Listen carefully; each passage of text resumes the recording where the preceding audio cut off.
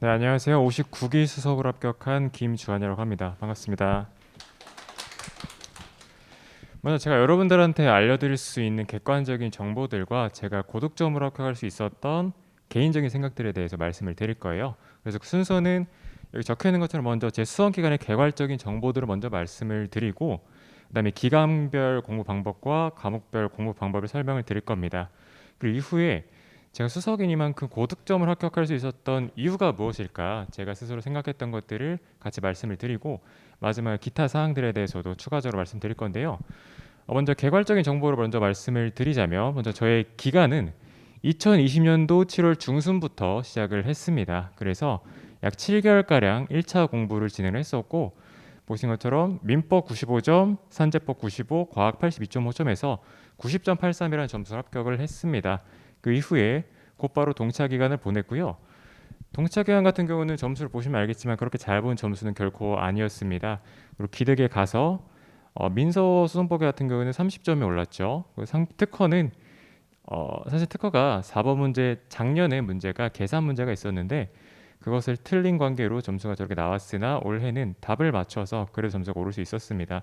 그리고 상표가 동차 때부터 좀 고득점을 받았다라고 확인하실 수 있을 텐데 이것도 차후에 과목별 공부 방법에서 설명을 드리겠고, 그리고 밑에 페이지 수입니다. 일단 민사소송법은 23페이지를 작성하였고요.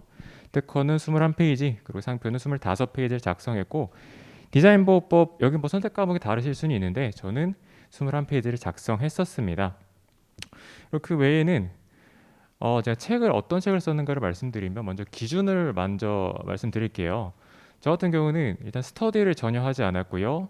학교 연대 출신이긴 합니다만 학교 분들과 전혀 교류가 없었습니다. 즉 아예 저 혼자 처음부터 시작을 했었고 시험 끝날 때까지도 저 혼자서만 진행을 했었는데, 그렇기 때문에 제가 정보를 얻을 수 있는 방법은 유튜브라든지 한빛에 올라온 합격 수기 등밖에 없었어요.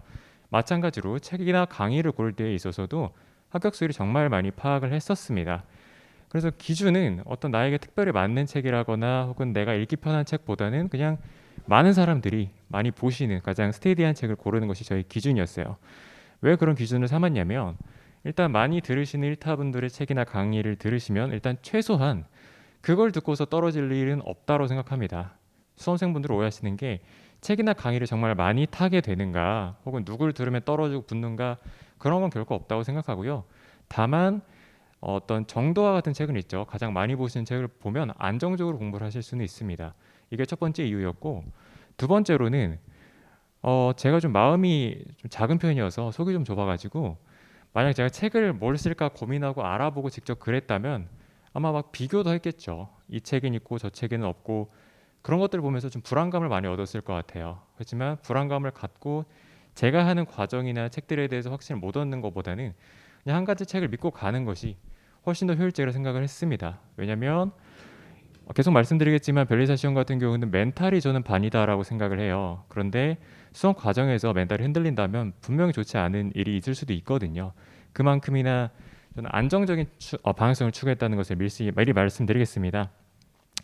다시 말씀드렸지만 저는 스터디나 이런 걸 일치하지 않았었고, 그나마 따라가면은 동차 때 아침에 일어난 거 인증하는 스터디만 했었어요. 뭐 공부라거나 그런 거 전혀 없고 만난 적도 없고 아침에 일어난 것만 인증을 했었고, 그마저도 기득 때는 안 했기 때문에 사실상 스터디는 안 했다고 생각하셔도 됩니다. 그리고 이제 순 공부 시간이 얼마나 됐는가를 말씀을 드리면, 사실 이 말씀을 들으시고서 어떻게 받아들이실지는 모르겠어요. 하지만 저의 방식이었으니까 말씀을 드리자면, 1차 때는 일단 기본적으로 한 번에 붙어야 된다는 생각이 있으시잖아요. 2차는 기득도 있다고 생각하시지만, 그래서 약 7개월의 공부 방법이 있었을 때, 기간이 있었을 때 저는 1차 때 기간은 공부 시간은 좀 많았습니다. 평균 11시간에서 12시간 정도 공부를 했었고요. 그래서 저 점수를 합격할 수 있었는데, 제가 좀 걱정이 되는 것은 제가 2차 시험 기간에 순공부 시간이 그렇게 많지가 않았어요. 먼저 동차 기간 때는 그냥 안 적는 게 나을까요?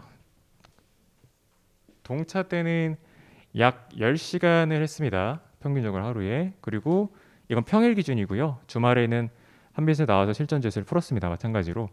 그리고 기득대가 좀 적게 되는데 평균적으로 하루 8시간 정도 공부를 했습니다. 그러니까 저의 하루 스케줄을 좀 말씀드리면 제가 아침잠이 많은 편이어서 아침에 일어나지는 잘 못하고 좀 늦게 자는 편이었는데 약 10시에서 11시 사이에 일어나서 정신을 좀 깨우친 다음에 공부를 약 12시나 새벽 2시 사이에 유동적으로 마쳤습니다. 네, 그 사이에 밥을 먹거나 휴식하는 시간을 포함하면 약 8시간 정도 공부를 했다고 볼 수가 있는데요.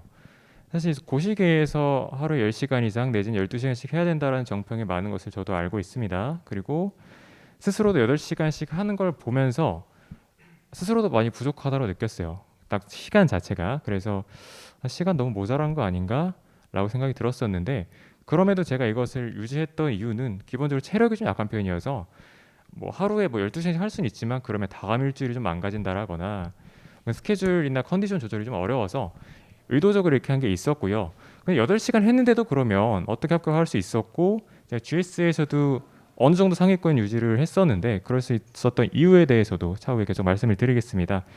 여기서 이걸 말씀드린 의의는 여러분들 순공부 시간 물론 매우 중요합니다. 매우 중요하고 기본적으로 공부할 수 있는 시간을 확보하는 건 매우 중요합니다만 단지 그 시간에 목매진 않으셨으면 좋겠다라는 걸 저를 통해서 예시로 얻어 가셨으면 좋겠어요.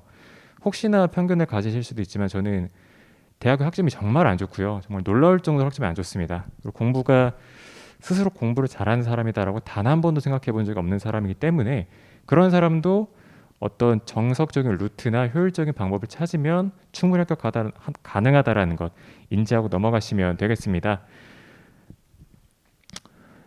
네, 그리고 이제 강사 실전지에서 들었던 것을 말씀드리면요. 특허는 일단 기본적으로 한빛에서 대부분을 들었고요. 특허는 박규민 변리사님의 실전 GS를 수강을 했습니다. 그리고 박형준 변리사님 실전 GS 하나, 콜라보 하나씩 들었고요. 그리고 서상철 변리사님의 실전 GS도 수강을 했습니다. 그리고 상표는 김세현 변리사님 실전 GS, 박진호 변리사님 실전 GS, 그리고 한경훈 변리사님 콜라보를 수강했습니다. 민사소송법은 여러분들이 아시는 구분의 A, B형을 수강을 했었고요. 그리고 디자인 보호법은 마찬가지로 아시는 분의 실전 GS와 한빛에서 백설림 변리사님의 실전 GS를 수강했습니다. 대형을 선택하는 이유는 책을 고른 이유와 마찬가지였고요. 그렇다면 소형 강의를 선택한 이유에 대해서 말씀을 드리자면 이것도 마찬가지로 저는 이제 정보를 구할 길이 일단 게시판이나 합격 수기밖에 없었기 때문에 다양하게 보면서 특히나 강사분들 합격 수기를 쓰시잖아요. 읽으시면서 공부하는 과정을 이렇게 지켜봤고 저의 방향성과 추구하는 공부의 가치관이 같다면 선택을 했던 경향이 있었습니다. 네, 그렇게 말씀을 드리고 그리고 이제 좀 부차적인 내용들을 말씀을 드릴 건데 GS는 아까 말씀드렸잖아요. 과목마다 2개에서 3개 내지의 GS를 들었는데 그 이외에는 그 어떤 GS도 풀지 않았습니다. 인터넷으로도 온라인 강의로 수강하지 않았고요. 소위 구화에서 푼다고 그러죠. 그런 것도 일치하지 않았습니다. 또한 작년에 제가 동차 때도 푼 GS가 있을 거 아니에요. 그것도 사실은 보진 않았습니다. 딱 제가 말씀드린 과목마다 2개, 3개 내지의 GS만을 듣고 합격했다는 점 말씀드리고 그 이유는 이것도 마찬가지예요. 공부량을 많이 늘려야 되는가에 대한 의문점이 항상 있으시리라고 생각이 들어요. 마찬가지로 제가 특출난 사람이 전혀 아니다라는 걸 계속 강조드릴 건데 그럼에도 이렇게만 들었으면 합격하는데 지장이 없다라는 것, 마음에 좀 안정을 얻으셨으면 좋겠다는 의미에서 좀 강조해서 말씀을 드리겠습니다. 그렇죠. 개괄적인 이제 설명을 마치기 앞서서 중요한 포인트 하나를 말씀드릴 건데 제가 1차도 그렇고 2차 시험 기간을 보냄에 있어서도 가장 중요하게 여겼던 것은 다회독이었습니다. 엄청난 화려한 답안을 구성한다라거나 누구보다 더 많이 깊고 방대하게 안다라거나 그것보다는 기본서를 다회독하고 많이 읽는 것을 가장 중요하게 여겼어요. 회독수를 간단히 말씀드리면 1차의 경우 여기 대부분 2차생이시겠지만 민법은 20회독을 했었고요. 산재법은 각각 15회독 이상씩 했습니다. 자연과학은 사실 회독의 의미가 없어서 말씀을 안 드리겠고 제가 1차에서 고등점을 받고 2차에서 안정적인 점수를 붙을 수 있었던 것은 당연히 다회독이다라고 제가 몇 번 강조를 다시 드릴 거예요. 그것이 저의 수험 생활의 본질이자 앞으로 설명드릴 것에 대해서 가장 녹여서 드러나게 될 요소라고 생각이 됩니다. 개괄적인 설명을 마치고요. 기간별로 어떻게 공부를 진행했는가를 다시 말씀드리면 일단 동차 때는 점수로 보면 아시겠지만 바람직한 동차 생활을 보내지는 못했다고 보여집니다. 특히 민사소송법은 43점입니다. 아시겠지만 43점의 민사소송법은 높은 점수가 결코 아닙니다. 낮은 점수고 동차 때는 제가 일단 경황이 많이 없었어요. 일단 2차라는 그 과목이 너무 어려웠고 논술이라는 것에 대해서 워낙 거리감이 있는 삶을 살다 보니까 그 시험 제도 자체에 익숙해지는데 시간을 많이 썼습니다. 또한 암기할 게 정말 많으시잖아요. 그 암기를 해야 되는 것들이 눈에 보이는데 이게 시험 날까지 도저히 암기가 될 것 같지가 않은 거예요. 거기서 오는 스트레스와 공황장애가 너무 심하게 와서 동차 때는 사실상 공부를 정말 많이 못했습니다. 동차 때 시간은 많지만 의미 없는 시간들이었다고 저는 생각을 해요. 그렇지만 기득에서 8시간임에도 불구하고 의미 있는 시간을 보냈다라는 점 강조를 드리고, 그리고 동차 때 제가 실패한 요인을 약간 분석을 해보자면 기본적으로 민사소송법을 정말 안 했습니다. 기본 강의와 사례 강의를 듣기는 했는데 그마저도 굉장히 밀렸고요. 듣다가 힘들어서 밀리다가 약 5월, 6월 무렵에 사례 강의를 겨우 끝마쳤어요. 그러니까 남들을 암기하고 뒤에서 풀고 있을 때 저는 강의조차 끝내지 않은 상태였습니다. 심지어는 이건 좀 부끄러운 얘기긴 하겠습니다만 민사소송법은 동차 때 풀답안을 한 번도 써본 적이 없습니다. 그리고 GS 인강으로 듣긴 했었는데 그마저도 그냥 대충 써서 내고 실강은 절대 듣지 않았고요. GS 하나만 듣고 들어가서 저런 점수가 나왔다는 점 알고 계셨으면 좋겠고, 특허는 일단 특허 상표를 아울러서 말씀을 드리자면 특허 상표는 제가 1차 때 하지 않습니까? 그래서 어느 정도는 알고 들어오다 보니까 민소에 비해서 암기할 시간이 그래도 좀 주어지더라고요. 그래서 암기를 많이 하고 암기에만 치중을 했었습니다. 사실 특허 상표는 산업재산권법으로서 이해가 중요하고요. 그리고 문제를 푸는 과정이 매우 중요하게 대두가 될 텐데 저는 단지 암기하기 바빠서 GS를 갈 때에도 그냥 내가 외운 거 나오면 잘 쓰고 안 외운 거 나오면 못 쓰고 말 그대로 그냥 판례를 쏟아내는 기계처럼 공부를 했습니다. 정말 아무 의미가 좀 없는 공부였다고 생각이 들고, 디자인법 같은 경우는요. 그래도 저 4개 중에서는 괜찮은 점수가 나왔는데 디자인법을 제가 선택한 이유에 대해서 설명을 드리자면 간단했습니다. 이것도 그냥 가장 안전한 선택을 하고 싶었어요. 다른 고민을 하거나 비교하는 시간이 좀 아깝다고 느껴졌고 1차 때 했고 양이 좀 적다라는 생각에 디자인법을 선택했습니다.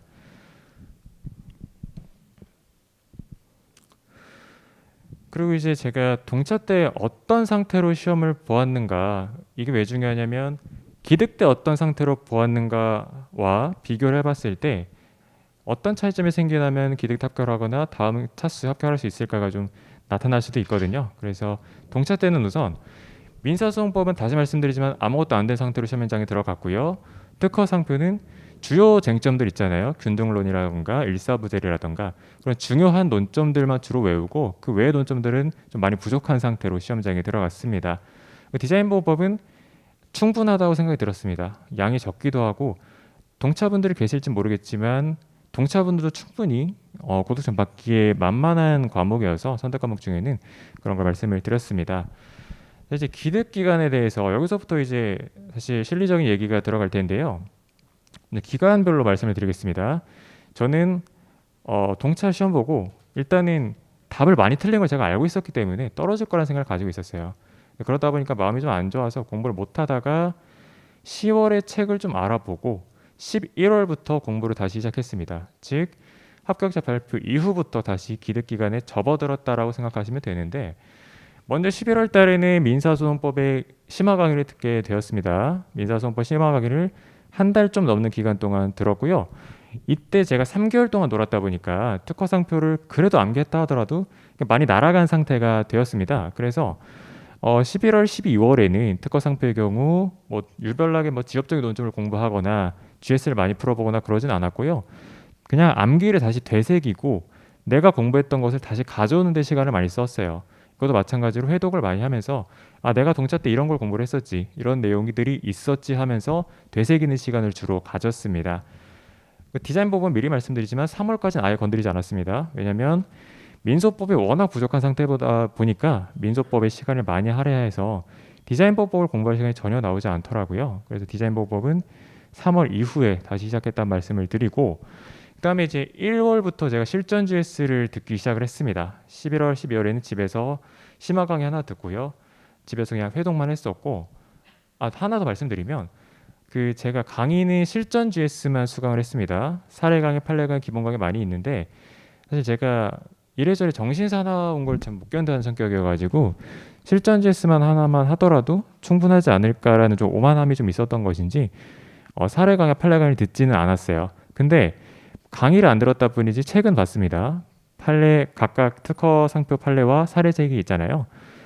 그것들은 사서 2, 3회독씩 하고 시험장에 들어갔습니다. 이거는 말씀을 드리고 넘어갈게요. 그리고 이제 1월, 2월 달에 들어가 실전 GS를 들었다 말씀을 드렸는데 그럼 처음부터 저는 성적이 높았을까를 말씀을 드리면 1월 달에 제가 서상철 변리사님 GS를 처음으로 듣게 되었습니다. 그때 15명 내외 수강생이었던 걸로 제가 기억을 하는데요. 제가 거기서 딱 한 번 절반 이상 들었고 나머지는 다 절반 밑에 등수였습니다. 그러니까 8등 아래 점수였다는 얘기죠. 꼴등도 한 적이 있고요. 성적이 결코 좋지 않았습니다.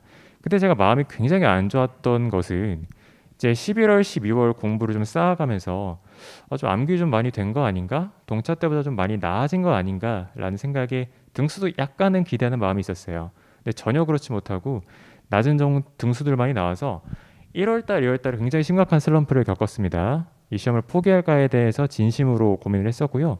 거의 공부를 하지 못할 정도로 좀 하루하루 정말 지옥에서 살았었는데 그럼에도 제가 슬럼프가 왔음에도 공부를 어떻게 했었냐면 여러분들 회독을 이후에 좀 자세하게 말씀을 드릴 건데 회독을 많이 하다 보면 언젠가 가벼워지는 순간들이 있을 거예요. 처음에는 좀 뻑뻑하고 오래 걸리지만 좀 빨리 볼 수 있다라거나 좀 쉽게 넘어갈 수 있는 순간들이 있는데 슬럼프가 오더라도 회독이 그런 상태라면 얼추 공부를 할 수 있게 됩니다. 뭐 올해는 못하겠죠. 그렇지만 최소한의 공부를 계속 유지할 수 있다는 것 다시 말씀을 드리겠고 2월 달에는 박진호 변리사님 실전 GS를 수강했습니다. 거기서 등수는 알려주시지 않으셔서 어느 정도는 모르겠는데 피드백이 그렇게 좋진 않았어요. 좀 더 부족한 점, 고쳤으면 좋겠는 점이 주로였고 칭찬은 매우 적었습니다. 1월 달, 2월 달에 저의 상태는 그러했다는 점을 강조를 드립니다. 그리고 이제 3월 달부터가 이제 GS 시즌에 본격적으로 시작이 되는데 3월부터 이제 동차분들, 30 이상 분들이 돌아오시면서 대형 강의가 생겨나기 시작하잖아요. 제가 3월 달에 박형준 변리사님과 백설림 변리사님의 특허 디자인을 각각 수강을 했었습니다. 특허의 경우는 제가 슬럼프가 겪고서 어떻게 하면 내가 등수를 올리고 실력을 올릴까를 생각을 해봤는데 저 같은 경우는 동차 때도 그렇고 12월까지 어떤 방향성으로 공부를 했냐면 내가 굉장히 화려하고 있어 보이는 답안지를 쓰고 싶다라는 생각이 강했어요. 뭔가 깊이 있는 공부를 하고 싶었고 뭐 학설이나 검토 같은 거 특허 상표에서 그렇게 중요하게 여겨지는 건 아니지만 저는 그것도 많이 써야겠다는 생각을 했습니다. 근데 그러다 보니까 일반론이 너무 과대하게 길어졌어요. 근데 정작 중요한 것은 논리이고 또 사안 포섭인데 그 부분을 전혀 되지 않은 상태로 1, 2월에 많이 깨졌던 게 아닌가라는 생각이 들어서 그래서 1, 2월 그걸 수강을 하고서 3월 달에 들어가기 전에 마인드를 좀 바꿨습니다. 답안지를 어떻게 써내려갈까에 대해서 화려한 건 중요하지 않다. 딱 간결하고 명확한 답안지가 제일 중요하다라는 생각을 가졌는데요. 이건 저뿐만 아니라 합격 수기를 많이 읽어보시면 많은 변리사님들께서 간결한 풀이가 중요하다. 목차가 딱딱 떨어지고 너무 화려하지 않고 복잡하지 않은 심플 이즈 베스트라고 얘기를 하죠. 그런 답안을 저도 추구하게 되었습니다. 그래서 이제 3월부터는 대형도 그렇고 소형도 그렇고 등수가 적당히 높은 편이었는데요. 대형 GS의 경우에는 약 10% 내외의 평균 등수를 유지했었고 좀 잘 쓴 날에는 한 자리 등수를 받을 때도 있었습니다. 반면 못하는 날에는 약 40%까지 내려왔습니다. 그 밑으로는 안 내려왔던 것 같고요. 그리고 소형 강의의 경우에는 다행히도 웬만하면 2등 안에 항상 들었던 것 같습니다. 1등이나 2등을 했었고 제가 이걸 말씀드린 이유는 제가 항상 궁금했던 것이 GS에서 몇 등이나 몇 퍼센트를 받아야 합격을 할 수 있을까 혹은 안정권이라고 얘기할 수 있을까 얘기를 많이 고민했었는데 저 같은 경우는 그러했었고요. 그리고 이제 박형준 변리사님께서 강의 때 말씀을 하신 건데 약 대형 강의 기준으로요. 30% 안에 꾸준히 들 수 있다면 그래도 합격을 노려볼 수 있는 충분한 실력을 갖추었다. 그렇게 말씀을 하시더라고요. 제가 궁금했던 사항이라서 기준을 다시 제시해 드렸습니다. 불기득이라는 건 사실 너무 신경 쓰지 마시고 본인의 위치가 어디인지 파악하는 것이 중요하니까요. 그것을 기준으로 목표나 방향성을 잡으셨으면 좋겠습니다. 그리고 이제 3, 4월을 좀 같이 말씀을 드리면 일단 제가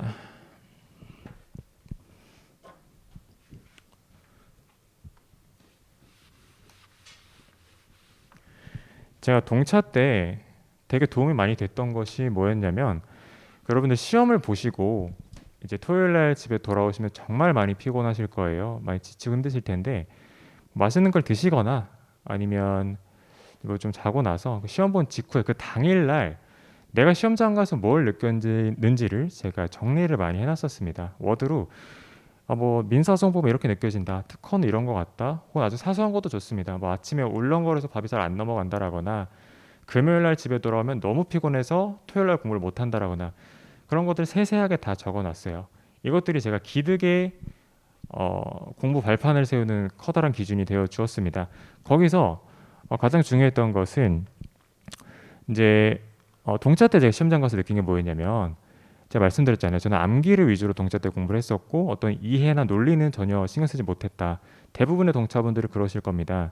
그런데 이 시험이 꼭 그런 걸 바라는 시험이 결코 아니구나. 교수들은 뭐 암기하는 거에 암기하고 있는지에 대해서는 그렇게 큰 관심이 없고 이 친구가 특허나 상표 어떤 법률 문제들을 풀 수 있는 논리력을 가지고 있는가, 이 친구가 법률에 대한 이해가 갖추어지고 있는 친구에 대해서 관심이 주로 있다는 뉘앙스를 받았어요. 특허에서 특히 그러했는데 그래서 제가 기득대에는 공부 방향성 자체를 좀 많이 바꿨습니다.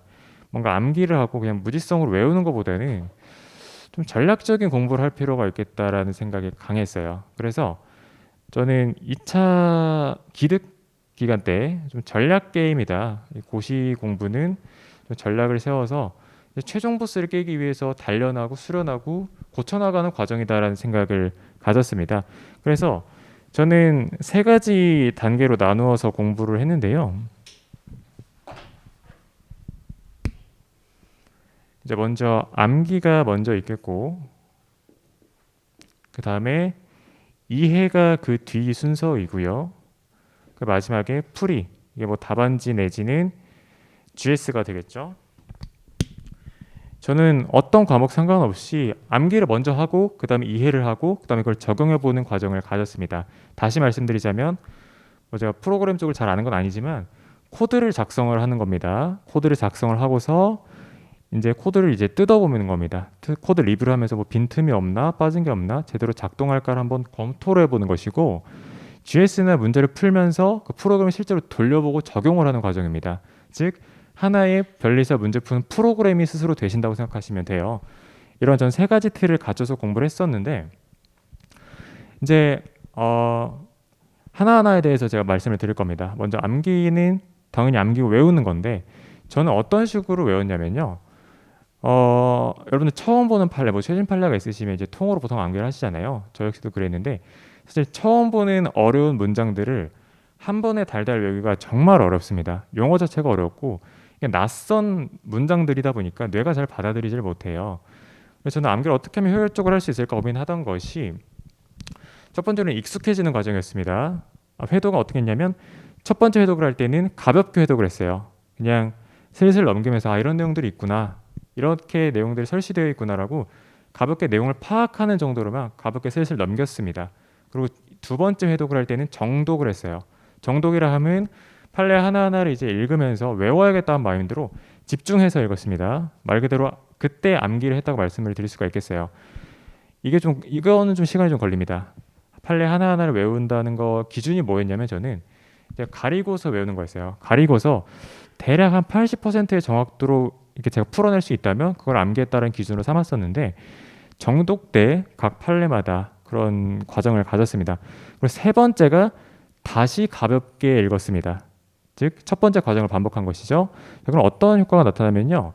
처음에 익숙해졌지 않습니까? 첫 번째 가볍게 읽을 때, 그러고 익숙해진 상태로 정독할 때 외우를 한다면 훨씬 외우기가 편합니다. 이미 친숙해진 문장들이고 한번 봤던 문장들이기 때문에 뇌가 받아들이는 게 좀 더 편하게 느끼더라고요. 저는 그랬고, 그러면 세 번째 가볍게 읽는 것은 무엇이냐? 그것은 재확인을 하는 겁니다.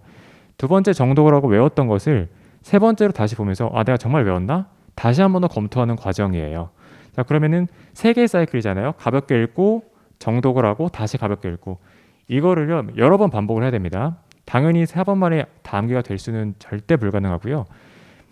저는 과목마다 약 한 달 내지 길게는 2달 정도로 이 3단계를 몇 바퀴씩 돌렸습니다. 그래서 대략 한 3, 4회독 하시면 암기 수준이 굉장히 많이 올라간다라는 걸 느끼실 수 있을 거예요.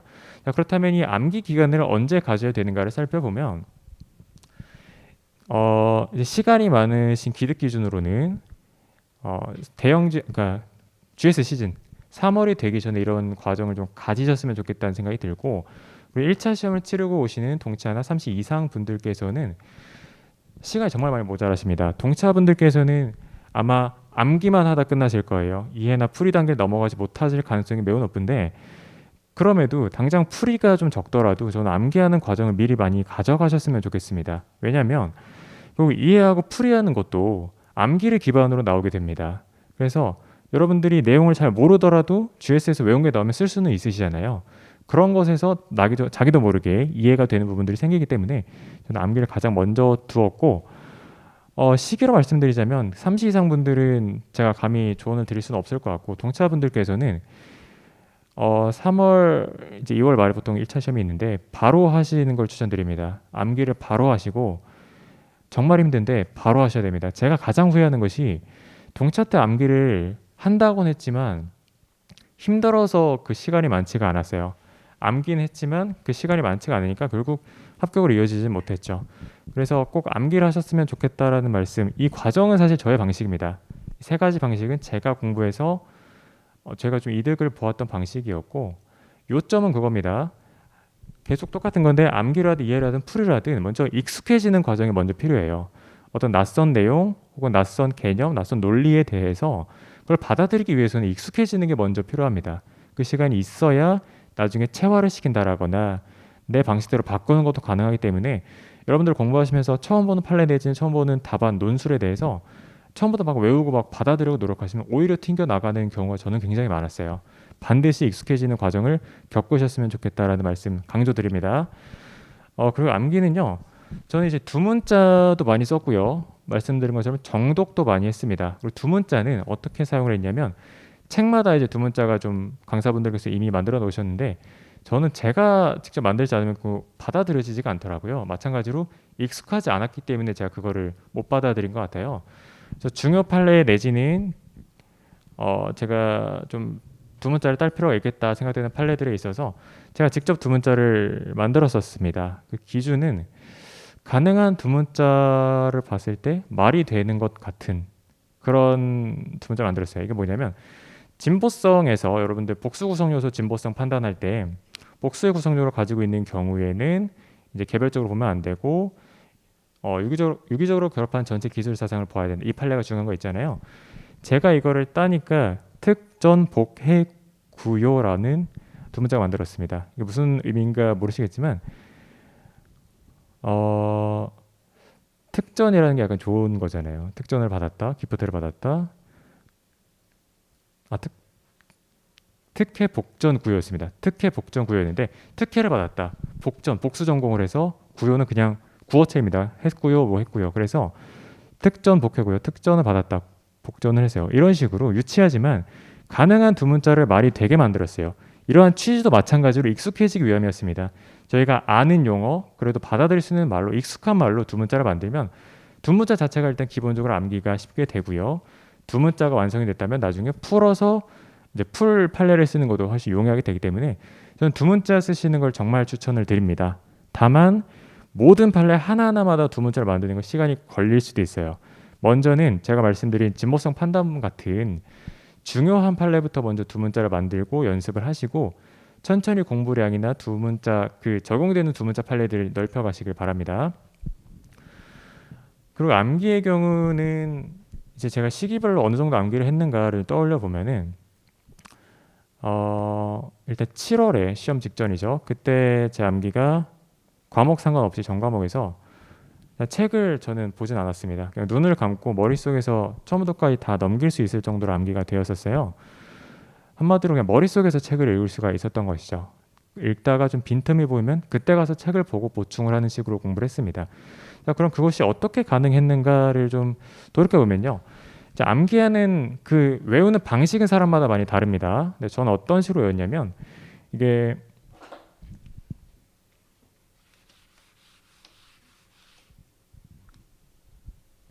책이 이렇게 있고요. 글이 이렇게 있을 텐데 이렇게 왼쪽 페이지, 오른쪽 페이지가 있죠. 넘기시면 또 다른 목차로 왼쪽 페이지, 오른쪽 페이지가 있습니다. 근데 암기하시는 분들 중에서는 책이 이렇게 되어 있음에도 그냥 이거를 쭉 줄글로 외우시는 분들이 계시고요. 아니면 저처럼 이걸 위치를 외우시는 분들도 계십니다. 뭐냐면 그래서 진보성이라 그러면은 진보성, 의취지, 뭐 판례, 검토가 이렇게 있다고 합시다.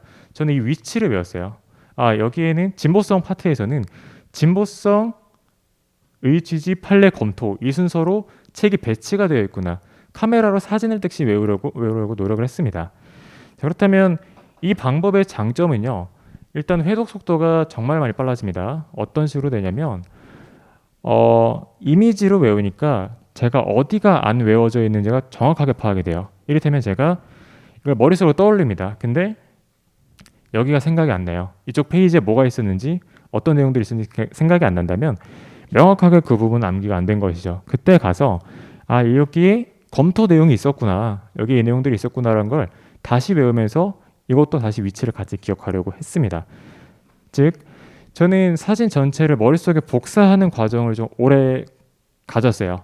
이게 당장 된 것은 아니고 그러한 제가 아까 말씀드린 3사이클의 암기 과정을 여러 번 가지고서 7월 말에는 대략 이 정도까지 암기가 되었다고 말씀을 드리고 그렇다면 이 정도 암기가 되어야만 합격을 하는가에 대해서는 결코 아니라고 좀 말씀을 드리고 싶어요. 암기라는 것은 결국 가장 중요한 이 풀이를 위한 초석에 불과하고 어떻게 보면 그냥 자신감을 얻기 위한 수단에 불과할 수도 있겠다라는 생각을 가지고 있습니다. 그래서 저는 이렇게 했다고 말씀을 드렸지만 꼭 여러분들도 아, 나도 머릿속에서 처음부터 끝까지 읽을 수 있어야지 그런 목표점을 잡고 나아가기엔 좀 부담을 느낄 수도 있으니까요. 처음에 가벼운 마음을 하시고 하다 보면 이렇게 될 수 있습니다. 처음부터 이렇게 잡지 마시고 자연스럽게 이렇게 되는 방향성으로 마음을 잡으시면 될 것 같아요. 네, 그리고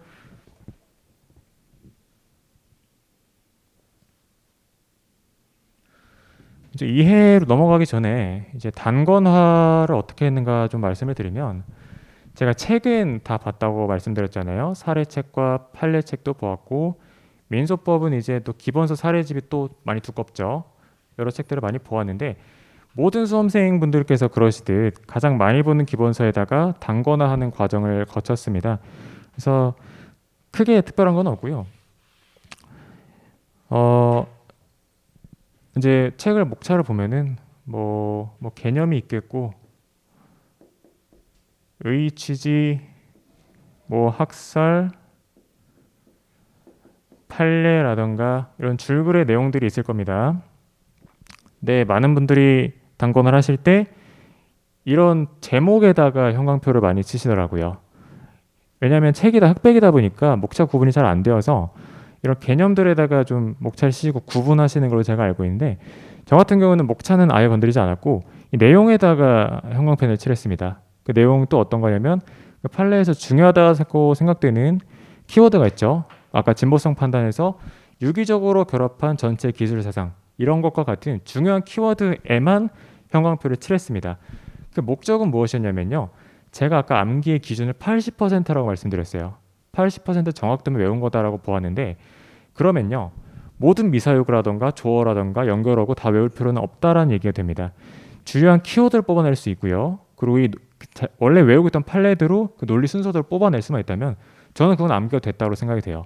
실제로 저도 실제 시험장 가서 판례 원문 동일하게 쓴 판례는 아마 없을 겁니다. 대부분 좀 부족한 점이 있거나 좀 어구가 좀 다르거나 이런 좀 차이가 있는데 이런 식으로 외우면 장점은 뭐냐면요. 일단 이것도 마찬가지로 회독이 빨라집니다. 회독이 빨라지고 왜냐하면 미사학은 어떤 어구들의 눈이 안 가다 보니까 주요한 키워드 위주로 시선이 빠르게 효율적으로 넘어갈 수 있게 됩니다.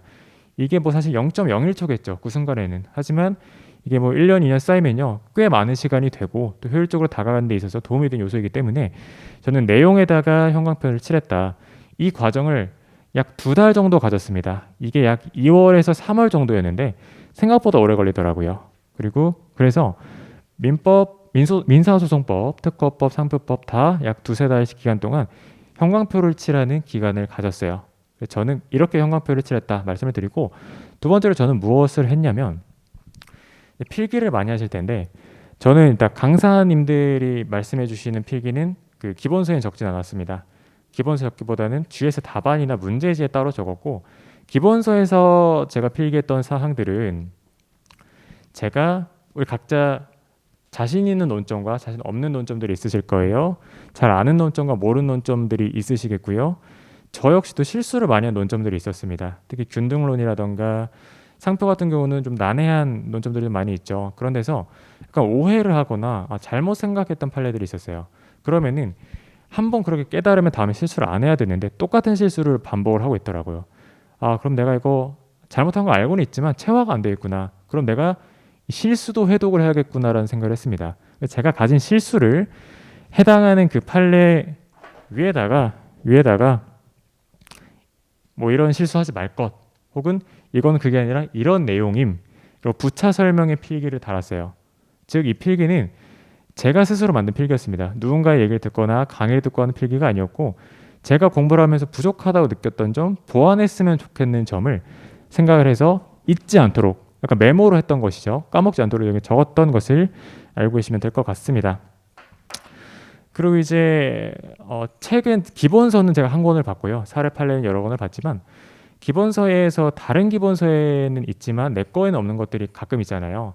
그런 것들이 이제 GS에서 나오면 약간 당황할 수도 있고 약간 내 책을 의심하실 수도 있는데, 그런 거는 말씀드렸듯이 전혀 의심 갖지 마시고 그냥 그것도 해당하는 데가 그냥 판례 이렇게 적어놨습니다. 가볍게. 이거는 뭐 예를 들어서 어떤 분의 GS A형에서 나왔다 이런 식으로 그냥 가볍게 적어만 놨어요. 적는 기준도 그냥 아무거나 적진 않았습니다. 아마 기득 이상 30 이상 분들은 좀 사리 분별이 되실 거예요. 이게 GS에서 나오긴 했는데 이게 좀 가져가도 되는 판례인지 아니면 좀 과도하게 지엽적인 판례인지 스스로 판단이 되실 거라고 생각이 됩니다.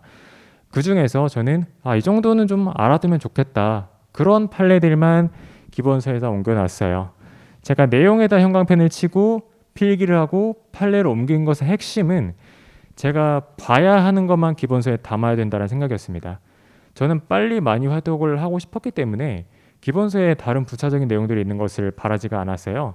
그래서 정말 필요한 것 같은, 도움이 될 것 같은 문구들만 적었다라는 점 말씀을 드리고, 만약 그 외에 적고 싶은 게 있으시다면 저는 아예 별도의 노트를 만드시는 걸 추천을 드려요. 왜냐하면 기본서가 지저분하면 회독이 어렵습니다. 지저분하면 제가 말씀드린 것처럼 이렇게 이미지로 외우는 것도 힘들고요. 개인적으로 저는 깔끔한 방향성을 추구하는 것이 좋다고 생각이 들어서 저의 의견을 말씀을 드렸습니다. 그리고 이해가 그 다음이 될 텐데, 저는 이해가 사실 기득 때 처음 이해라는 과정을 가지게 되었습니다. 이제 말씀드렸듯이 이해는 코드를 리뷰하면서 뭐 빈틈이 없나 그런 걸 보는 과정이고요. 그럼 이해가 무엇인가? 저희가 법 과목이잖아요. 시험장에서는 법 문제를 풀어야 하고요. 풀기 위해서는 그것을 알고 있어야 합니다. 알고 있다는 것의 전제는 내가 이 판례를 외우고 있다, 이 개념을 안다 정도가 아닙니다. 그 판례를 간파하고 있어야 된다는 것을 의미하는데요.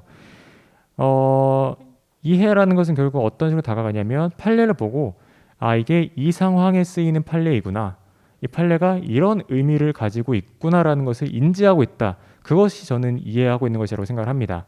근데 이 과정이 생각보다 쉽지는 않습니다. 왜냐하면 판례가 워낙 많기 때문에 중요한 판례만 이해하는데 시간이 많이 쓰여서 모든 판례들을 이렇게 공부하기는 어렵고, 추천드리는 것은 일단 중요한 판례 위주부터 이해를 하셔나가야 되는데, 그 이해를 하는 방법은 무엇이냐면요, 두 가지가 있습니다. 첫 번째는 가장 보편적이죠. 판례 원문을 읽어보는 겁니다. 왜냐하면 기본서에 있는 판례는 아무래도 판례 요지만 들어가 있고 사실관계가 생략이 되어서 이게 어떤 상황에 쓰이는 건지 파악하기가 좀 어려워요. 직접 판례 원문을 읽어보면서 이런 사례에서 쓰였구나, 이런 사실관계에서 나오고 쓰여지는 법리구나라는 것을 이해할 수가 있습니다. 두 번째로는 이거는 경험적으로 알게 되는 건데요. GS를 풀어나가면서 알게 되는 겁니다. 처음에는 그냥 못 모르고 있다가 외우고 있고 알고 있는 판례였어요. 근데 GS에서 내가 그 판례를 못 썼습니다. 그리고 그때 가서 깨닫는 거죠. 아, 이 판례가 이렇게 쓰이는 거였구나. 잘못 생각하고 있었구나. 라던가 아니면 강사님이나 답안을 보면서 아, 이게 이런 실제로는 이런 의미가 있었구나. 왜냐하면 판례 용어 자체가 한자어도 많고 어렵다 보니까 이게 무슨 뜻인지 와닿지 않는 경우가 좀 많아요. 근데 답안을 풀거나 강사님이 설명을 들으면 그거를 좀 친숙하게 해설을 해주시잖아요. 아, 그러면서 그때서야 아, 이게 이런 의미였구나라고 가볍게 이해하시고 말씀드린 것처럼 필기를 해주시면 됩니다. 이건 이런 의미의 판례였다. 그런 식으로 두 가지 방법을 통해 이해가 될 수가 있는데 저는 이해가 사실 매우 중요하다고 봅니다. 왜냐하면 제가 보기에 변리사 수험계가 좀 상향 평준화가 되고 있지 않나라는 생각이 계속 들어요. 커트도 계속 올라가고 있고요. 그리고 워낙 강사님들의 노하우가 계속 쌓이다 보니까 좀 굉장히 좋은 질의 강의와 문제들을 만들어 주십니다. 근데 그걸 저 혼자 보는 게 아니잖아요. 모든 수험생들이 다 보고 그리고 학원뿐만 아니라 이제 워낙 특히 공대가 전문직으로 가는 길들이 많이 막혀서 변리사로 진입하시는 분들이 굉장히 많다고 제가 들었어요. 그만큼이나 전체적인 수험생분들의 표준이 올라가서 단지 암기만 하고 풀이만 하는 것만으로는 약간 위험할 수도 있겠다. 위험하다기보다는 좀 불안감이 좀 많이 드실 것 같아요. 그래서 저 이해하는 과정이 필요하다고 보는데 이것의 본질은 뭐냐면요. 결국 이것도 문제를 잘 풀기 위함이에요.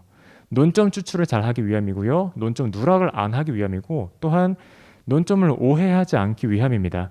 정확히 내가 어떤 내용마다 어떤 의미의 판례인지를 파악하고 있어야 논점을 추출할 때도 좀 신속하게 풀 수가 있어요. 왜냐하면 제가 동차대에 좀 목차 잡는 게 어려웠던 것은 판례는 좀 외우고 있어요. 근데 이게 문제를 읽으면서 이 판례를 써야 되는지 저 판례를 써야 되는지 사리 분별이 안 되는 거예요. 근데 기득 때 이 이해하는 단계, 좀 판례를 좀 뜯어보고 받아들이는 시간을 가지니까 문제를 보고 아, 이거 바로 그 판례다라고 직선적으로 연결되는 경우가 굉장히 많았습니다. 즉 목차 쓸 때 시간을 많이 절약을 할 수가 있었고 그리고 기본적으로 교수님들이 물론 정말 많은 분을 채점하시니까 어떻게 채점하는지는 제가 잘 모르겠지만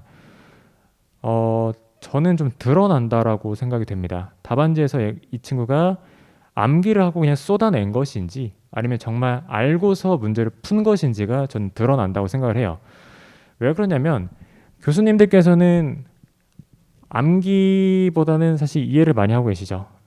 왜냐면 그분들 수험생은 아니시니까요. 그렇지만 그러니까 관점에 달하는 겁니다. 수험생은 암기하는데 바쁜데 교수님들의 입장은 이해하고 있는 판례를 쓰는지를 보는 거예요. 근데 그냥 따박따박 학원에서 배운 목차대로 판례 그냥 판례 원문 이렇게 따박 쓰는 것은 그리고 사안포서면 또 부실하겠죠. 그런 건 다 티가 나다고 저는 생각이 들어요. 그래서 제가 이 이해하는 과정을 꼭 가지셨으면 좋겠다라고 생각이 드는 것은 채점자들을 고려하는 겁니다. 왜냐하면 암기식 답안은 노력을 해야 점수를 잘 줄 수 있다 생각해요. 키워드를 교수님이 직접 뽑고 수험자분의 논리를 직접적으로 면밀하게 판단해야 점수를 잘 줄 수 있다 생각을 하는데 이미 처음부터 이해하고 있다라는 점수 인상을 주면은 채점하는데 훨씬 수월하고 점수를 더 받을 용의가 좀 있지 않나라는 생각이 듭니다. 다시 강조드립니다. 이해하는 과정을 꼭 가지셨으면 좋겠어요. 이거는요, 시기는요 그렇게 문제되진 않습니다. 대략 후반부 5월 내지 6월 이전에만 이해하는 과정이 끝나 있으면 좀 충분하다고 보고 꼭 이걸 뭐 1월 내지 3월 이렇게 일찍부터 할 필요는 없다고 봅니다. 그때는 순서가 그렇잖아요. 암기를 먼저 그때 많이 하시고 암기가 좀 충실이 된 것 같다 그런 생각이 들 때에 이해하면서 좀 깊게 뜯어보는 과정을 보시면 될 것 같습니다. 그다음에 이제 풀이 내지는 이제 답안지를 어떻게 썼는가를 말씀을 드릴 건데 제가 가장 관심 있는 부분이었습니다. 수험생 때 과연 변리사님들께서는 어떤 답안지 내지는 형식을 쓰셨길래 합격을 하셨을까 제일 중요하게 봤고 또 궁금했었는데 화려했지만 지금은 간결한 걸 추구하다고 처음에 말씀을 드렸습니다. 어떤 느낌이었냐면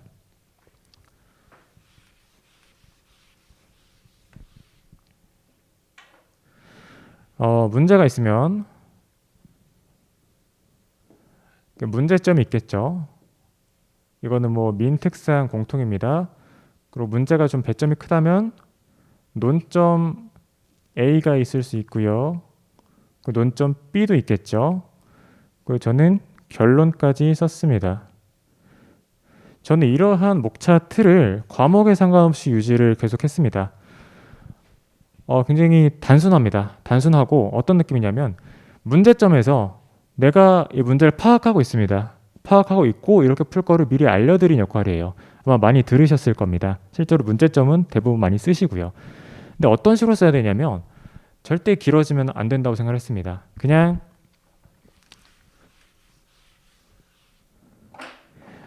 이 논점 A, B가 있잖아요. 문제점에다 그냥 이렇게 씁니다. A인지 여부, 뭐 상표면 뭐 상표 유사 여부라던가 그런 게 되겠죠. 그 두 번째 두 개 로마자 입원해서 B인지 여부를 검토하고 결론을 적는 겁니다. 결론이 예를 들어서 뭐 심판에서 패소를 했어요. 그러면 패소인지 검토하겠다라고 미리 논점 A, B를 제목 위주로만 간략하게 적었습니다. 그래서 줄수로 보면은 3줄을 안 넘어갔던 것 같아요. 웬만하면 2줄에서 2.5줄, 많아야 3.5줄이었던 것 같고 문제점은 말 그대로 방향성을 제시하는 거기 때문에 너무 많은 칸을 할애하지 않았으면 좋겠습니다. 저의 견해이긴 합니다. 논점 A, B 이게 뭐냐면 문제별로 물어보고자 하는 바가 다 있잖아요.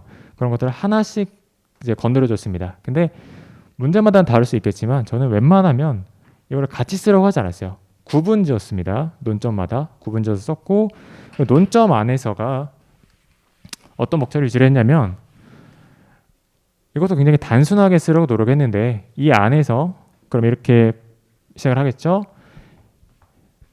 의 취지 많이 쓰실 거고요. 당연히 판례 있을 거고 그다음에 이제 사안포섭. 저는 아주 심플하게 쓰려고 했습니다. 웬만한 문제는 의 취지 판례 사안포섭으로만 썼어요. 다만 문제마다 물론 학설도 써야 되고 검토도 써야 되는 문제가 있긴 합니다. 논점별로. 그건 쓰셔야 되지만 그 외에 그냥 평범한 논점들은 그냥 의 취지 판례 사안만으로 심플하게 쓰려고 노력했습니다. 그러면 좀 칸이 남을 수도 있잖아요. 그러면 사안포섭에다가 그 지면을 할애했어요. 사안포섭을 좀 더 면밀하게 그리고 길게 쓰려고 노력을 했었고 그리고 의 취지도 마찬가지로 이것도 길게 쓰진 않았습니다. 거의 그냥 조문 병기만 한 수준이었어요. 조문 병기하고 취지 그냥 뭐 반줄 이내로 짧게 썼습니다. 판례는 80% 정도로 썼습니다. 실제 시험장 가서도 제가 평가하기에 판례를 정말 똑부러지게 잘 썼다 생각되지는 않아요. 그냥 적당히 알고 있는 거를 잘 많이 드러냈다 정도라고 생각이 됩니다. 토시 하나 틀리지 않으려고 노력하지 않으셔도 된다라는 걸 말씀을 드리는 거예요. 사안포섭은 어떻게 했냐면 이제는 좀 많이 좀 알려진 것 같긴 한데 일단 사실관계가 있죠. 문제 지문 읽으시면. 그리고 논점에서 쓰신 판례가 있으실 겁니다. 저는 그 두 가지를 좀 섞어서 썼어요. 판례에서 중요하게 다뤄지는 키워드라던가 요지들이 있죠. 그것을 사실관계에다 섞었습니다. 이게 어떤 느낌이 되냐면 진보성 아까 그 복수구성 요소 말씀을 드리면 뭐 사실관계가 뭐 A 구성 요소, B 구성 요소, C 구성 요소예요. 그리고 이게 사실관계고요. 판례에서 그 유결전기라고 하겠습니다. 그냥 유결전기라는 키워드가 이렇게 있잖아요. 그러면 저는 이 두 가지를 둘 다 적으려고 했는데 왜 그랬냐면 그냥 이 발명 크게 그냥 가라고 했습니다. 발명 가가 진보성 있다 없다 이렇게만 사안포섭을 해버리면 사실 의미가 없어요.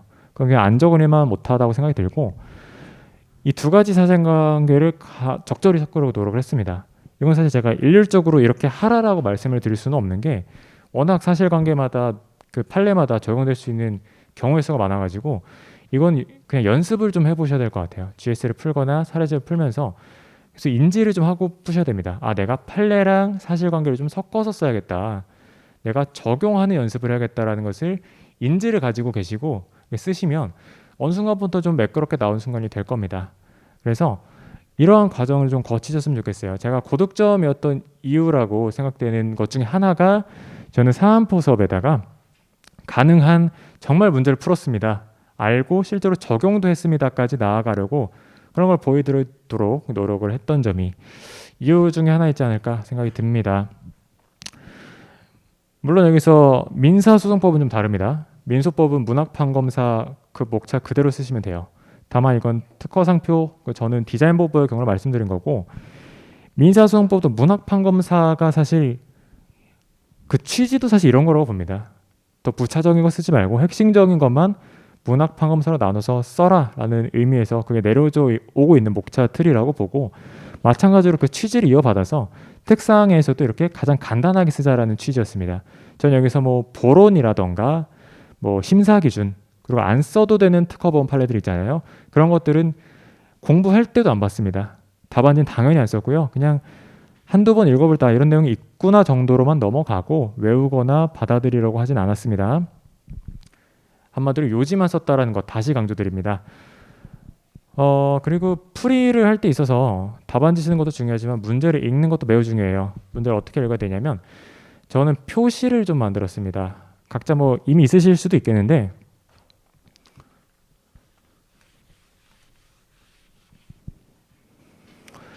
이제 주어 있죠. 뭐 갑이나 을, 병정 같은 거는 도형으로 했습니다. 이런 식으로 도형으로 했어요. 각진 도형으로 표시를 했었고요. 그리고 중요한 키워드들이 있죠. 상표로 치면은 저명해 보이는 서술들 있잖아요. 저명한 거를 표현하는 서술들. 그런 중요한 서술들에 이렇게 했습니다. 이때문에 특허로 따지면 이제 뭐 이번에 그 무권리자 출원 문제가 나온 것으로 기억을 하는데 거기서 뭐 양도가 있었다 없었다라던가 그런 것들 문제 푸는데 결과에 영향을 주는 것들에 대해서 밑줄을 물결 표시를 했습니다. 물결 표시를 했고 세 번째로 제가 사안포섭 이렇게 쓴다고 말씀을 드렸는데 여기에서 쓸 사실관계를 밑줄로 그었습니다. 이 밑줄은 내가 다시 쓸 거를 의미하는 거예요. 사안포섭에서 내가 이거를 포섭을 하겠다라는 것을 의미합니다. 그리고 여기서 이거는 모든 문제마다 있지는 않은데요. 제가 뭐 이렇게라거나 이렇게 표시하는 것들이 있었어요. 이건 뭐냐면 실전 GS라거나 가끔 기출문제 보시면 약간 일부러 좀 헷갈리게 하려 한다거나 일부러 좀 함정에 빠뜨리려 한다거나 그런 서술들이 좀 있습니다. 뭐냐면 예를 들면 괄호 있죠. 문제 지문들이 막 있는데 단 하고 뭐는 뭐뭐로 봄, 뭐는 뭐뭐로 하겠음 이렇게 딱 정해져 버리는 것들 있잖아요. 이런 거라던가 아니면 그냥 문제 지문 중간중간에 이거 놓치면 결과가 달라질 수 있겠는데? 라는 좀 크리티컬한 포인트들은 이런 식으로 표시를 했습니다. 이거는 그냥 단어고 이건 좀 길어지면 이렇게 표시를 했었고 이거랑 이거의 차이점이 무엇이냐면요. 이거는요. 제가 생각했을 때는 모든 분들이 다 아실 거라고 생각을 해요. 그러니까 문제를 읽으면서 이건 중요하지. 대부분의 수험생들이 이 문제에서는 이게 중요하지라고 당연하게 받아들일 거는 그러니까 보편적인 논점이 되겠죠. 이런 건 이렇게 표시를 했었고 이 문제에 한정해서 이 문제에서 내가 고득점을 받기 위해서 이것까지도 제가 챙겨가야겠다. 신경 써야겠다. 더 나아간 포인트들에 대해서는 더 눈에 띄도록 이렇게 표시를 했습니다. 표시 방법은 저는 이렇게 했고요. 여러분들의 방식대로 하시면 되는데 요지는 문제를 읽는 방법은요. 여러분들 문제를 푸는 예비 연습을 하는 거라고 보시면 돼요. 문제를 미리 머릿속에서 쓴다고 생각하시면 됩니다. 답안지를 미리 머릿속에 쓰고 내가 갑을병정 있고 이런 내용들이 있어서 이런 논점을 쓸 건데 사안포섭에서는 이런 내용을 같이 녹여서 쓸 거고 다만 이 문제 한정에서 이런 포인트들이 있다면 전 이것도 알고 캐치했습니다라는 걸 확인하기 위해서 같이 체크하는 과정이라고 보시면 돼요. 그리고 문제 읽을 때 저는 좀 덤벙덤벙 읽는 스타일이어서 논점을 누락하는 경우가 좀 많았는데 항상 습관적으로 한 글자 한 글자 좀 음미하려고 노력을 했습니다. 사실 밸런스가 좀 어려워요. 빨리 읽는 것과 자세히 읽는 거를 둘 다 할 수 있으면 좋은데 자세히 읽으면 느려져요. 그리고 빨리 읽으면 덤벙덤벙으로 돼요. 근데 이거는 차근차근 좀 고쳐 나갔습니다. 저는 한 번에 되진 않았고 다만 놓치는 단어가 있어서는 안 됩니다. 놓치는 단어가 있으면요. 이걸 체크를 못했다라는 거예요. 그러면요. 답이 틀리거나 논점이 틀리거나 점수가 까이게 됩니다. 중요한 요소라는 것. 사실 왜 말씀드리냐면 실전 GS나 집에서 푸시면 좀 안정적으로 푸실 수도 있을 거예요. 문제 읽을 때. 근데 시험장에 가면 정말 극도의 불안감과 압박감이 느껴집니다. 그러면 저도 모르게 급해지고요. 저도 모르게 집중이 잘 안 돼요. 지문이 튕겨나간다고 그러죠. 그렇기 때문에 미리 이렇게 읽는 습관을 잡아 놓으셔야 시험장 때 가서 긴장이 좀 되더라도 그나마 잘 읽을 수 있게 됩니다. 항상 시험장에서 어떻게 해야 되는가 그것을 기준으로 삼고 공부 방식들을 정하시면 될 것 같아요. 그 외에 넘어가서 제가 중요하게 여겼던 것 중에 하나가 이제 제가 수석이다 보니까 궁금한 게 좀 있으실 것 같아요. 첫 번째로 수석은 과연 논점 누락을 했을까? 시험장에 가서 일단 저는 한 것 같습니다. 모범 답안이 나오진 않아서 확언은 아니지만 했다고 보여져. 일례로 특허 같은 경우는 1-2번에 영업량도 판례를 써라 라고 보여지는 문제가 있었잖아요. 저는 그거를 시험장 가서 처음 봤습니다. 처음 봤고 시험장 나와서 아 이런 판례가 있었다고? 하고 많이 당황을 했었어요. 그래서 결론도 심지어 틀렸습니다. 판례만 무서워 결론 맞춘 게 아니라 그냥 아예 날려버렸어요. 근데 점수는 충분히 받았습니다. 점수는 충분히 받았는데 그리고 민사소송법에서도 1번에 지연 손해금도 포섭을 했어야 되는데 그거 빠뜨렸고요. 그리고 3번에 좀 논란이 있었죠. 통상공동소송인지 필공인지 제가 그거를 통공으로 풀어서 기판력이 아마 안 미친다라고 제가 적었던 것 같아요. 이것도 마찬가지로 제가 보기엔 이것도 제가 틀린 게 맞는 것 같아요. 제가 틀린 게 맞는 것 같고 상표는 논점 누락은 없었던 것 같습니다. 상표는 잘 썼다고 생각이 들었는데 다시 말씀드리겠습니다. 이거는 하여튼 저는 논점 누락이 분명히 있었고 그럼에도 수석의 점수를 받았다라는 의미는 제가 두세 개 정도 누락을 한 건데 여기서 좀 더 틀리셔도 합격하는 데는 충분히 가능하다라는 말씀을 드리고 싶어요. 왜냐하면 완벽을 위해서 달리다 보면요 너무 지칩니다. 다 맞아야 되고 완벽해야 되고 이거는 불가능하고 좀 부족해도 되니까 합격할 만큼만 공부하자라고 마음을 잡으면 그래도 좀 편안해지는 게 좀 있어요. 부담이 좀 줄어든다고 해야 될까요? 그런 것들이 있기 때문에 수석도 누락을 했다. 수석도 답을 틀렸다라는 것 정말 강하게 강조를 드리겠습니다. 그리고 넘어가서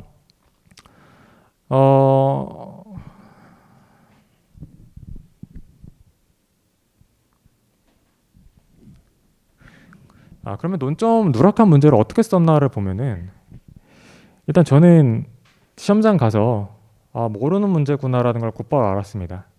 아까 영업량도 판례 누락한 그 문제에서 이건 좀 내가 모르겠는데 처음 보는 약간 판례인 것 같기도 하고 뭔가 내가 아는 지금까지 알던 결론과 달라질 수도 있는 문제 같다는 생각이 들었고 마찬가지로 그 통공 문제를 풀 때도 이게 뭐지? 라는 생각이 많이 들었어요. 그러면 제가 당시 했던 생각은 답을 내가 억지로 맞출 수는 어렵겠다. 5대5 확률이다 라는 생각이 들었고 그래서 억지로 논리를 쓰고 답을 맞추려 하기보다는 그냥 이 문제에 대한 나의 생각을 그냥 설득력 있게 적어보자. 많이 들으셨을 거예요. 아는 범위 하에서 최대한 적자라는 얘기를 들으셨을 텐데 저 역시도 미리 마음의 다짐을 좀 가지고 있었습니다. 시험장 가서 무조건 모르는 문제가 나올 것이다. 그러면 난 어떻게 할 것인가? 그러면 그게 나오더라도 사실 대부분이 모르실 거예요. 정말 그 정도의 영어명도 판례가 그랬는지 모르겠습니다만 문제에 따라서는 정말 모든 수험생분들이 모르는 문제가 나올 수도 있겠고요. 모든 사람이 당황을 할 겁니다. 모든 사람이 답을 못 쓸 거고요. 교수님도 그걸 아마 알고 출제를 하셨을 거예요. 못 쓸 거라는 걸 알고. 그러면 저희는 억지로 답을 내려고 노력할 필요는 크게 없다고 봅니다. 그보다는 이 문제에 대한 내가 아는 범위 하에서 그냥 저의 결론은 이렇습니다. 그리고 저의 근거는 이렇게 있습니다. 요지는 근거를 충실하게 제시했습니다. 결론은 둘 중에 하나겠죠. 되거나 안 되거나. 근데 왜 안 되는지, 왜 되는지 저는 이러한 법리, 이러한 판례, 이러한 개념들을 통해서 이러한 결론에 도출했습니다라고 논리를 어필하려고 노력을 했어요. 다시 말씀드리지만 답을 맞추려기보다는 저의 법리를 최대한 저는 법리를 좀 잘 아는 사람입니다 라고 어필하는 것을 노력을 했습니다.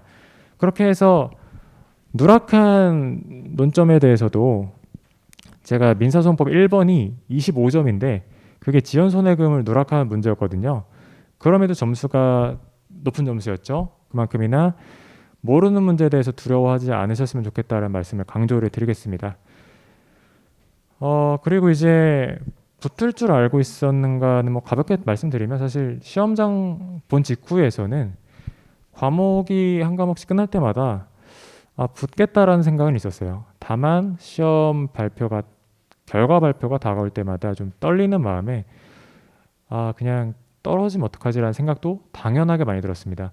저도 많이 두려웠고요. 정말 무서웠고 정말 떨어질 수도 있겠다는 생각을 진심으로 했어요. 진심으로 했고 저도 결과를 보고 많이 놀랐었는데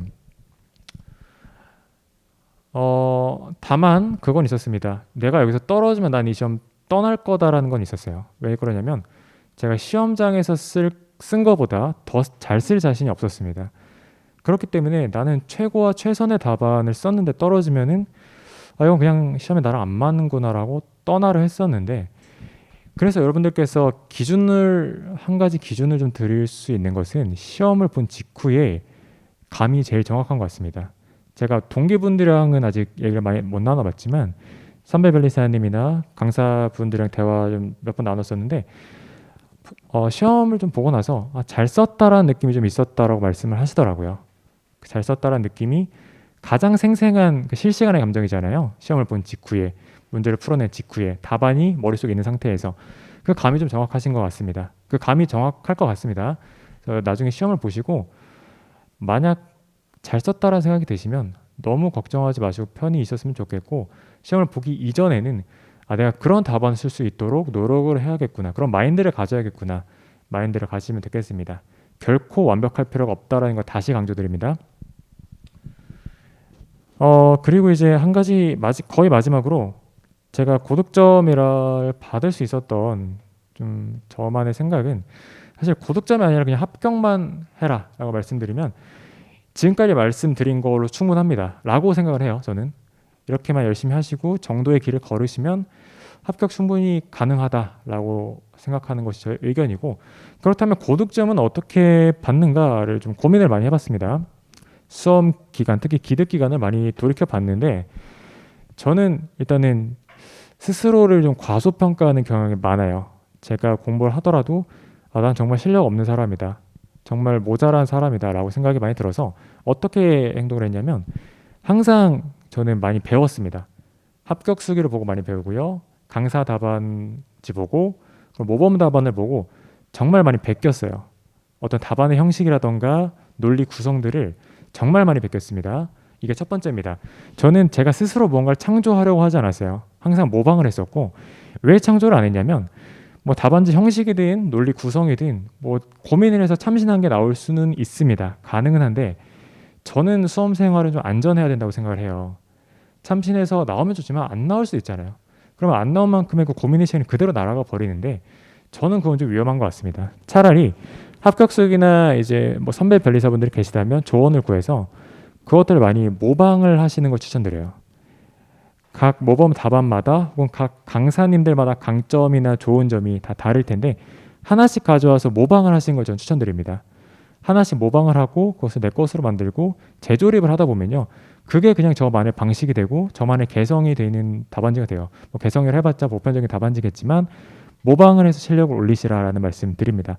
저에게는 고민할 시간이 없어요. 암기하신 건데도 너무 시간이 많이 걸리고, 그리고 제가 전략 게임이다라고 말씀드린 이유가, 저는 변리사 시험이 머리를 쓰는 시험은 아니라고 봅니다.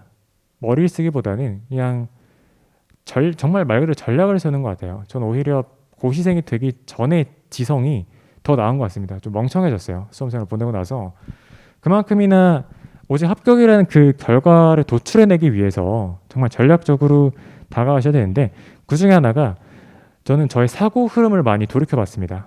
이제 문제를 이렇게 읽어 나가고요, 답안지를 구성해 나가는 과정에 있는데 실전지에서 풀면서 틀리는 문제도 많겠죠. 잘못 썼다라거나. 그러면 이제 답안지 받으면 알잖아요. 잘못 썼구나. 그러면요, 바로 되돌아갔어요. 내가 30분 전에 내가 이 문제를 왜 어떻게 풀었지? 내가 이 지문을 보면서 왜 논점을 오해했을까? 왜 이 글자를 왜 놓쳤을까? 답안지 구성하는 데 있어서는 왜 구성을 내가 이렇게 했지? 어떤 포인트에서 어떤 지점에서 이런 논리 흐름이 나왔을까? 한마디로 저의 사고방식을 좀 많이 돌이켜봤습니다.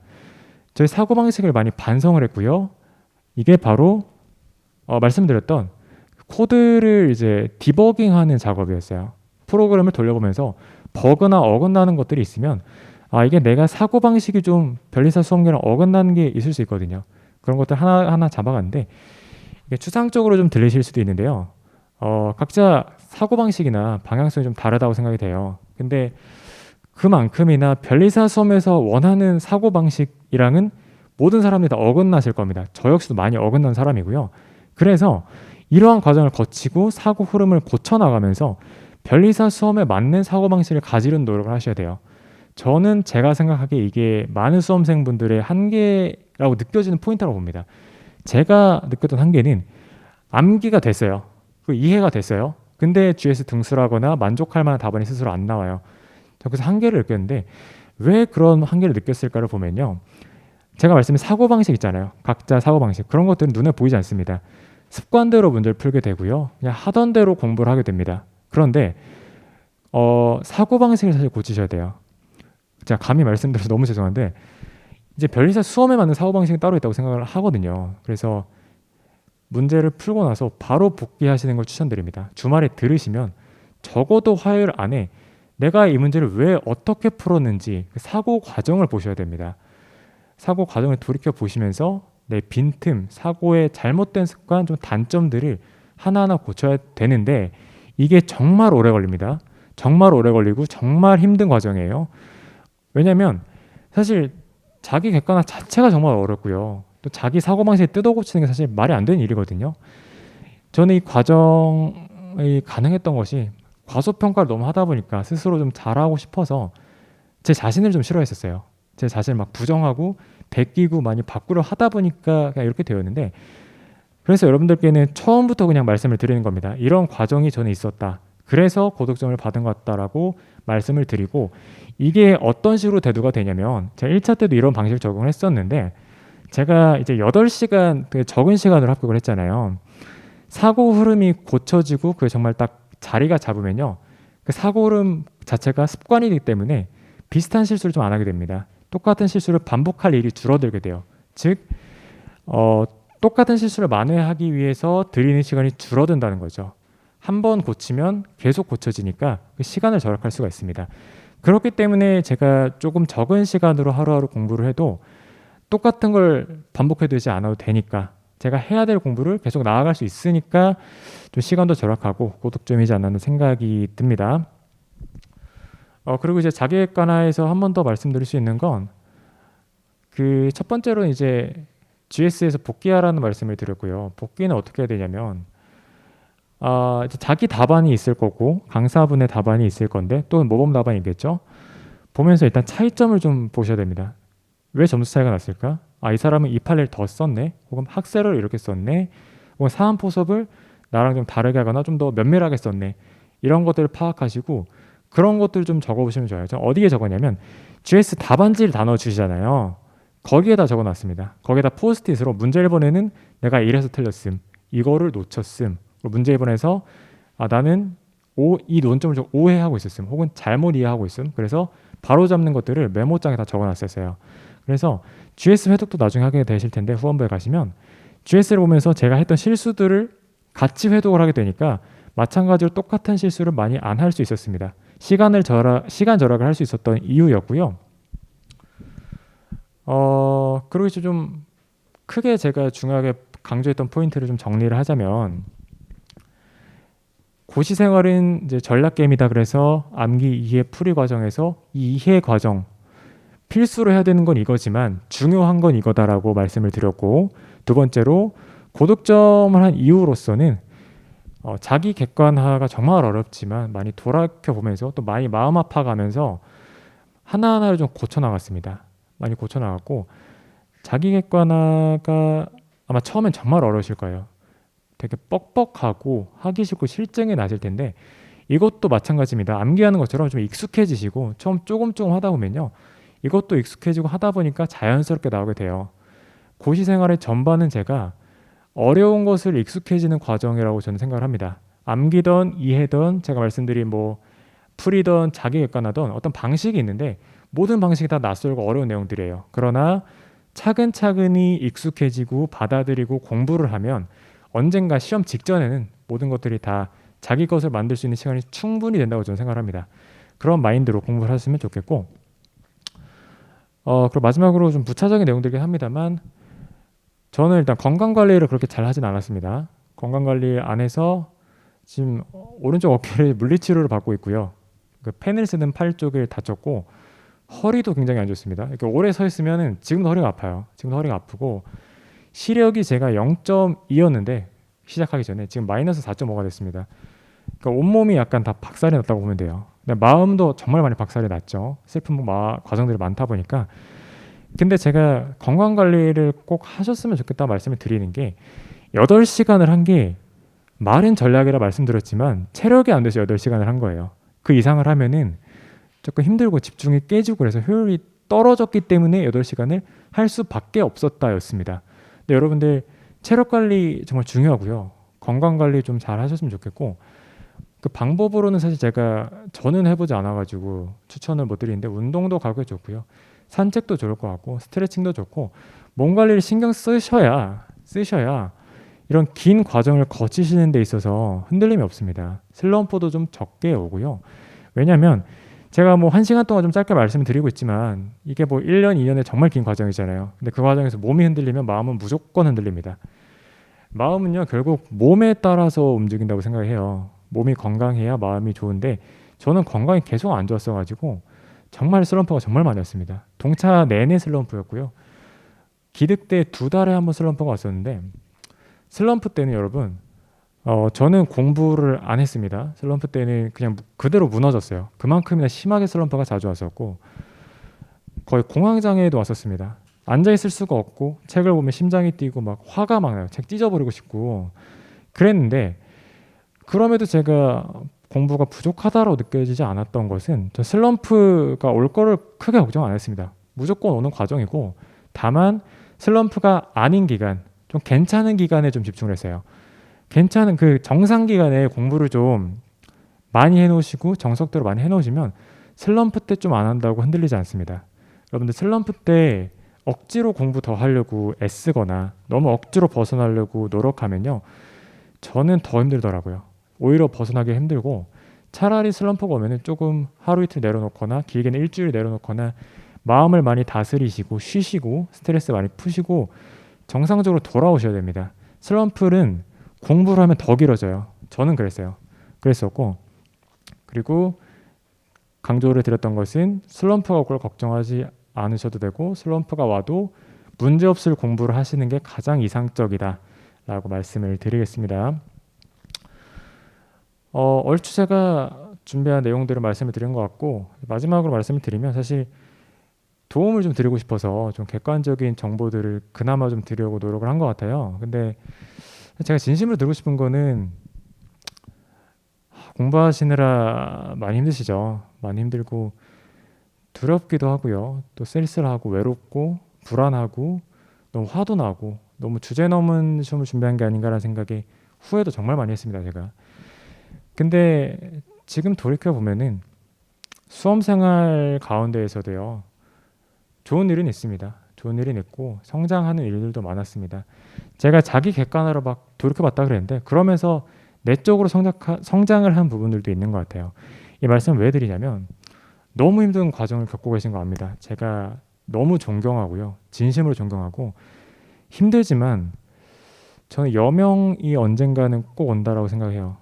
그게 합격이 됐던 뭐 다른 행복이 됐던 반드시 어떤 끝마친 날과 여명은 반드시 오니까 그 과정에서 중요한 것은 자신을 잃지 않는 게 중요한 것 같습니다. 매너리즘에 많이 빠지고 공부를 하다 보면 지칠 때가 많은데 항상 행복하시라는 말씀을 드리고 싶어요. 행복하시고 합격을 하시려는 이유도 저도 그랬고 행복하기 위해서 뭔가 자기 실현을 위해서 하는 건데 그 마음을 저는 잃어버리더라고요. 처음엔 막 멋진 변리사 돼야지 행복한 변리사가 돼야지 하고 들어왔으나 지치니까 그냥 빨리 탈출하고 싶다. 그냥 때려치고 싶다 라는 생각이 더 지배적이었어요. 근데 그러니까 슬럼프가 오더라고요. 여러분들 각자의 초심이 있으실 겁니다.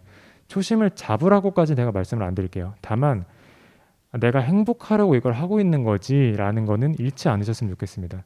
그래야 여러분들이 수험 과정이 덜 힘드시지 않을까 생각이 들어요. 정말 뭘 해도 힘들고 너무 고통스러운 시간인데 저는 그래도 언젠간 빛이 오겠지라는 믿음을 잃지 않았던 것 같아요. 중요한 이유는 처음에 제가 이 시험은 멘탈이 반이다라고 말씀드렸습니다.